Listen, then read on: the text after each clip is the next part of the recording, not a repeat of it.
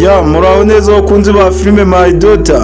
Disi wa mugore warenzwe n'ubugome ngo ni Isabella, nyuma yuko afunguwe ibintu byose atangiye kuba yabigira intambara muri filime yacu My Daughter. Wa mugore ngo ni Isabella wari warafunzwe azira gushimuta umwana wa Vumiliya. Umuntu bita Isabella ibintu byose yatangiye kubihindura intambara, aho yatangiye gukora iperereza ry'ibintu byose byasigaye bibera mu rugo rwe igihe yari ari muri gereza, igihe yari afunze. Umuntu bita Isabella ibintu byose yatangiye kubigira intambara, aho yatangiye iperereza kugira ngo amenye ko umuntu bita Michel atwite inda ya Nkuranga. Kandi nk'abakunzi ba filime My Daughter murabizi neza ko umuntu bita Michel igihe Isabella yari ari muri gereza, umuntu bita Michel ari we wari warigaruriye urugo rwa Isabella. Umuntu bita Michel ari nawe wabanaga na Nkuranga. None ayo makuru yose umuntu bita Isabella yarahiye ko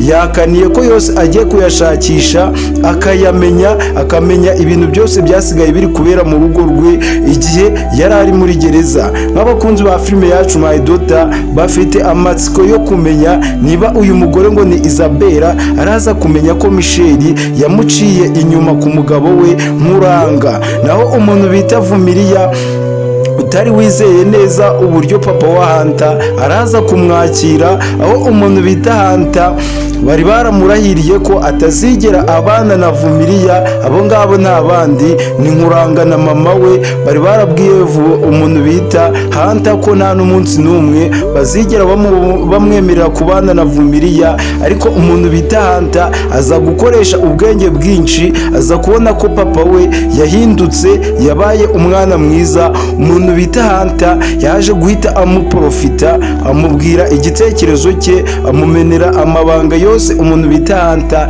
yari amaze igihe abitse ku mutima we amuremereye, yarabuze umuntu yayabwira uramwumva. Ariko umuntu bita Hanta yaje kuba abwira papa we ko afite umukobwa babyaranye, ko afite umwana. Umuntu bita Hanta papa we yaje kumwemerera kubana na Vumiliya, aho umuntu bita Hanta iyi ngiyi ari inkuru yabwiye Vumiliya ko papa we yamwemereye ko babana. Ariko umuntu bita Vumiliya ntabyumve neza. Umuntu bita Vumiliya yari afite impungenge yuko papa wa Hanta nabona ari Vumiliya ataraza kuba amwemerera, aho papa wa Hanta yari yabwiye Hanta ko agomba kujya kumuzanira uwo mwuzukuru n'uwo mukazana akabaha umugisha wa kibyeyi mu izina rya Yesu. Umuntu bita Vumiliya yagiye ari kwikandagira azi ko batari bumwakire, ariko kubera ibitangaza umuntu bita Hanta akomeje gukora, kubera urukundo rwa Hanta na Vumiliya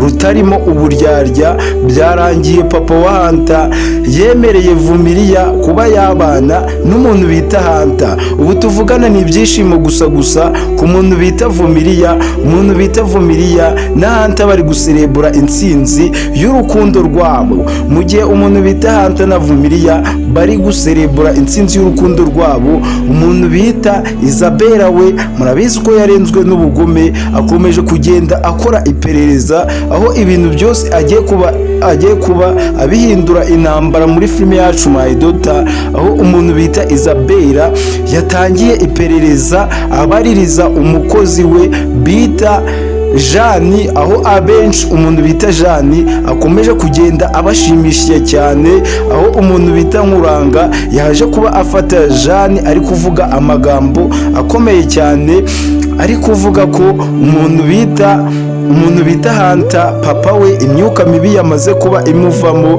amashitani yamaze kuba amuvamo. Umuntu bita Nkuranga yaje gusanga umuntu bita Jani hari aya magambo ari kuvuga. Ariko nk'abakunzi ba filime My Daughter bakunda uburyo umuntu bita Jani akinamo filime, uburyo abasetsa, uburyo umuntu bita Jani aba ari kwagitinga. Mu by'ukuri abantu mukunda umukinnyi mukinnyi muri filime yacu My Daughter bita Jane, namwe ndagira ngo mubigaragaze hasi muri comment mushiramo udutima twinshi muvuga ati Jane hejuru, kubera ko umuntu bita Jane ni umukinnyi mwiza muri filime yacu My Daughter. Naho umuntu bita Isabella we ari kuvuga byanze bikunze ko biraza kurangira aya makuru yose ayabonye. Murabizi umuntu bita Michelle, mama wa Nkuranga yari yaramaze kumwakira nk'umukazana we musha, aho umuntu bita Nkuranga yabibonye ko mama we ari gukunda Michelle kurusha uko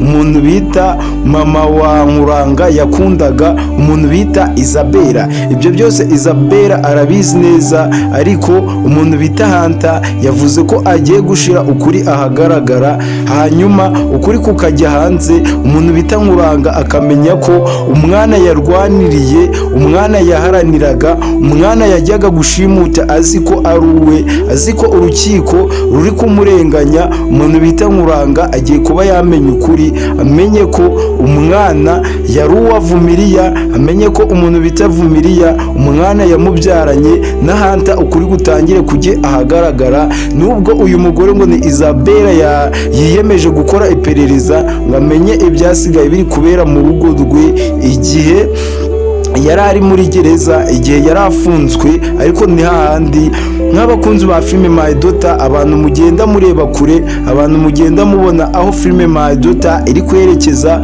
ama episode mugiye kuba mwabona mu minsi iri imbere, muri kubona neza ko umuntu bita Hunter ukuri agiye kuba agushira hanze, kubera ko papa we yamaze kumwemerera kubana na Vumiriya. Igihe Hunter araba ari kubana na Vumiriya, n'ubundi umwana biraza guhita bigaragara ko ari uwa Hunter. Nkuranga amenye ukuri, ahite ashwana n'umuntu bita Isabella, ahite amwirukana, ahubwo kubera umuntu bita Michelle atwite inda ya Nkuranga, umuntu bita Nkuranga aze guhita akomeza urukundo rwe n'umuntu bita Michelle, kubera ko n'ubundi mama wa Nkuranga mwarabibonye ko ashigikiye umuntu bita Michelle cyane. So guys, nk'abakunzi ba filime My Daughter, ibintu ni byinshi muba mutabonye muri filime yacu My Daughter, ariko tuba dushaka kuba twababwira kugira ngo mukomeze muryoherwe na filime My Daughter. Rero wowe icyo usabwa nta kindi, tukwibutsa gukora subscribe nimba aribwo bwa mbere ugeze kuri YouTube channel yitwa Big Bless TV. Reba munsi y'iyi video aho handitse subscribe ukandeho, nimba waramaze gukora subscribe tukubwira ati congratulations, merci beaucoup, uri umuntu w'agaciro cyane. Ikindi kintu rero usabwa gukora like, ni ikintu cy'ingenzi cyane. Buri wese udukurikiye nakandi like, narebe aho munsi y'video kuri like akandeho, ubundi yandike ibitekerezo bye hasi muri comment, dusereburira intsinzi yuko urukundo rwa Hunter na Vumiriya byarangiye rugeze ku ntsinzi. Umuntu bita Vumiriya utizeraga neza uburyo ki baraza kuba bamwakira, dore ko umuntu bita Hunter atari yarigeze kubwira papa we ko umuntu agiye kuba yabana nawe ari Vumiriya, nubwo papa wa Hunter yari yemereye Hunter kuba yabana n'uwo mukobwa yavugaga ashaka kuba yabana nawe, umuntu bita Vanessa, ari nako ahura n'akaga gakomeye cyane, aho umuntu bita Vanessa ari umukobwa wari wizeye ko bizarangira abanye n'umuntu bita Hunter, nk'uko Nkuranga na mama we bari barabimusezeranyije, nawe bikarangira abyizeye. Umuntu bita Hunter agiye kubana n'umukunzi we Vumiriya, agiye kubana n'uwo umutima we ushaka. Guys, aho ibi ngibi ari ibintu byo kwishimira cyane.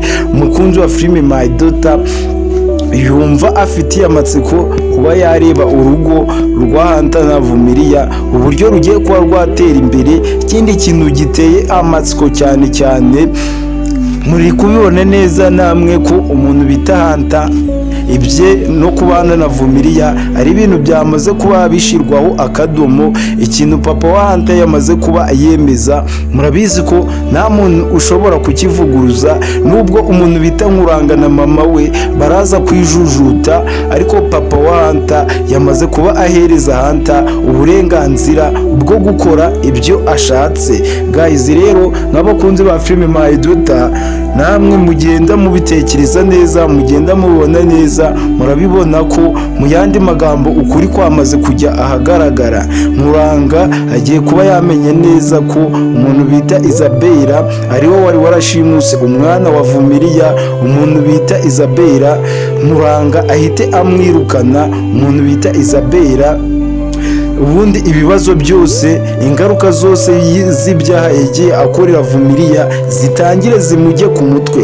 Ese guys, abantu babona ko umuntu bita Isabella batari bakwiye kuba bamufungura, abantu babona ko umuntu bita Isabella yari akwiye kuguma muri gereza, kubera ko uyu mugore ngo ni Isabella ntabwo yishimira umuntu bita Vumiliya. Kuba umuntu bita Vumiliya yagera ku iterambere ni ibintu bidashimisha umuntu bita Isabella. Ibingibi umuntu bita Isabella ntabwo ari ibintu yishimira, ari nayo mpamvu abakunzi ba filime My Daughter badakunda uyu mugore ngo ni